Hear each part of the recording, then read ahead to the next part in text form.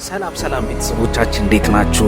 ሀሳቡት ፕሮግራም አሁንም እንደቀጠለ ነው። ዛሬ ከባለፈው ቀጠለ አዲስ ፕሮግራም ወደ እናንተ ይዘን መተናል። አንዳንድ ሰዎችን ስለ ህይወት የሚያስቡትን ሀሳብ እንጠያይቃቸዋለን። እስከ ፕሮግራማችን ፍጻሜ አብራችሁ እንድትሆኑ እንጋብዛችኋለን።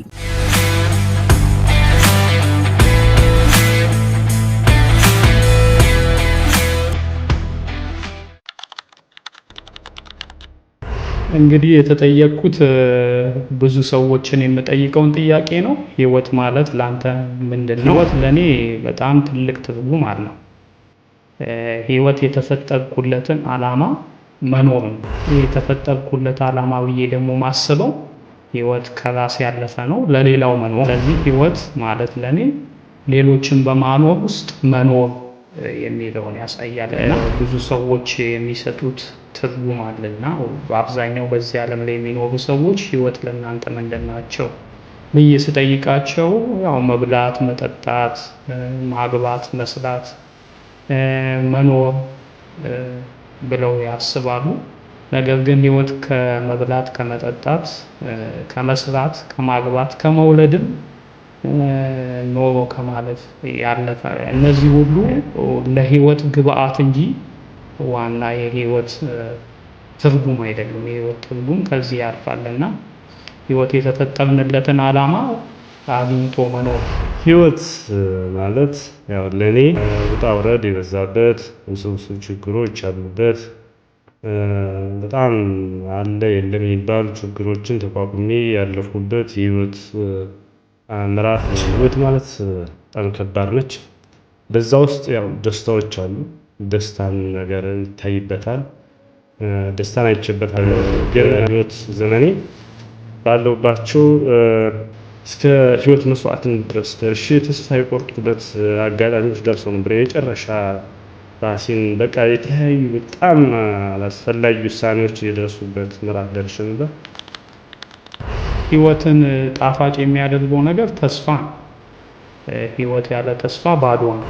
ህይወት ተስፋ ሲኖራት ነገ ለመኖር የሚያጓጓ ይሆናልና ህይወትና ተስፋ የአንድ ሳንቲም ሁለት ገጽታዎች ናቸው ብዬ ነው ማሰብ። ሰው መሞት የሚጀምረው እስትንፋሱ ሲቆም፣ ነፍሱ ከስጋው ስትለያይ ሳይሆን ሰው መሞት የሚጀምረው ተስፋ በቆረጠ ጊዜ።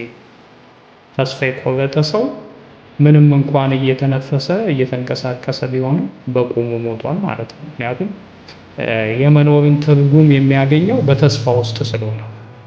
ስለዚህ ህይወታችን በተስፋ ሲሞላ ነጋችን የሚያጓጓ ይሆናል። ለመኖር እንጓጓለን። ነገ ሲመጣ ደስተኛ እየሆንን እንቀጥላለን ማለት ነው። ነገር ግን ምንም አይነት ተስፋ በህይወታችን ውስጥ የማይታየን ከሆነ ህይወት ጨለማ ይሆናል። ስለዚህ የመኖር ትርጉም ይጠፋል። በዛ ጊዜ ሰዎች ራሳቸውንም የሚያጠፉበት ጊዜ አጋጣሚ ይከሰታል። ወይ ደግሞ በድብርትና በማይሆን የህይወት አቅጣጫና ምልልስ ውስጥ ዝም ብለው እየኖሩ ያልፋሉና አንድ የሚባል አባባል አለ፣ ከቆሙት በታች ከሞቱት በላይ ይባላልና ኑሮ ካሉት መቃብር የሚሞቃል አይነት ህይወት ነው የምንኖረው። ህይወታችን ውስጥ ተስፋ ከሌለ ከባድ ተስፋ መቁረጥ የለብኝም ብዬ አስቤያለሁ። ለሰዎችም እመክራለሁ ብዬ ያሰብኩት ነገር ቢኖር ግን ከባዱና የመጨረሻ ተስፋ መቁረጥ ከባድ ውሳኔ የሚወስን እንደሌለብኝ ነው ያሰብኩት እና ተስፋ የቆረጡ ሰዎችም አይቻለሁ። ተስፋ ባለመቁረጥም የተነሱ ያደጉ የትለሰው የሆኑ የተማሩ በጣም ብዙ ያስተማሩ ሰዎች አሉ አይቻለሁ።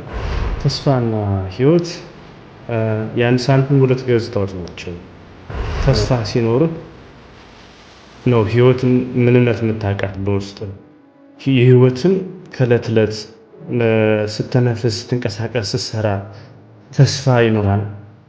ማንኛውም ሰው ተስፋ አለው። ማንኛውም ሰው ግን አያስበውም፣ አያውቀውም። ተስፋ ግን አለ።